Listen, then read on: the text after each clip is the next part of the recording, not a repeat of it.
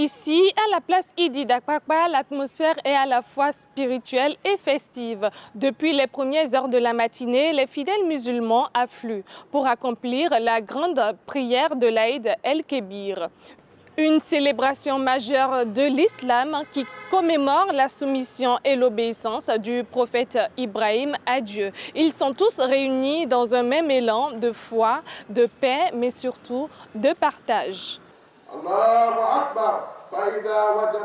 Sous la direction des responsables religieux, les prières sont élevées pour la paix, la cohésion sociale et la prospérité au Bénin. Compte tenu de mon sermon d'aujourd'hui, c'est dit dedans, j'ai marqué et j'ai fait souligner aussi le caractère affectueux de l'islam à travers les bêtes que nous immolons aujourd'hui. Le fait que cette fête arrive à peine quelques jours après l'installation et l'investiture de notre nouveau président, cela est un élément supplémentaire de joie et de fête. Après cette étape de recueillement vient l'acte symbolique, l'immolation du mouton pour rappeler le sacrifice consenti par Ibrahim en signe de foi et d'obéissance à Dieu. L'islam nous a demandé d'avoir pitié de ces bêtes-là que nous immolons aujourd'hui, en suivant certaines conditions que j'ai citées, c'est-à-dire prononcer d'abord le nom de Dieu sur ces bêtes, ça leur fait ressentir qu'ils sont d'une part des créatures de Dieu, et c'est une joie pour eux d'être destinés au sacrifice pour ce Dieu-là qui nous a créés.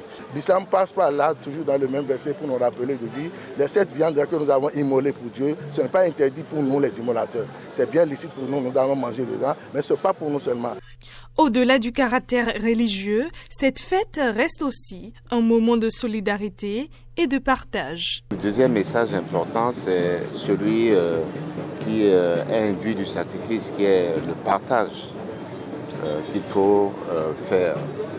Pas seulement de la viande, mais aussi de ce qui est nécessaire de faire pour que d'autres qui sont moins nantis, d'autres qui sont nécessiteux, d'autres qui sont dans le besoin, puissent se sentir aujourd'hui et d'autres jours encore un peu plus à l'aise, un peu plus heureux. La viande n'est qu'un exemple.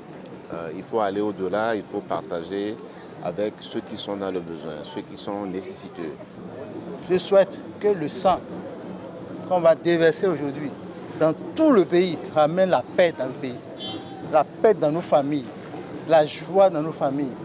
L'Aïd el-Kébir, cette fête du sacrifice, rappelle surtout que la foi véritable se mesure au don de soi, au partage et à l'obéissance aux valeurs de paix.